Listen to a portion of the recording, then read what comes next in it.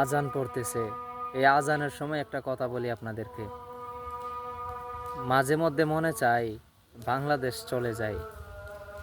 আবার এই যে বাংলাদেশের পরিস্থিতি, এই বাংলাদেশের পরিস্থিতির দিকে তাকালে কেউ যদি জিজ্ঞাসা করে তুমি কোন দেশি, মনটা চায় না যে আমি পরিচয় দিই আমি বাংলাদেশি। মনের ভিতরে এত দুঃখ, দেশের মধ্যে কোনো কিছু হলেই এত খুন, এত খুন, এত ধর্ষণ, এত বেবিচার এই দেশটার মধ্যে। মনটা চায় না আমি পরিচয় দিই আমি বাংলাদেশি।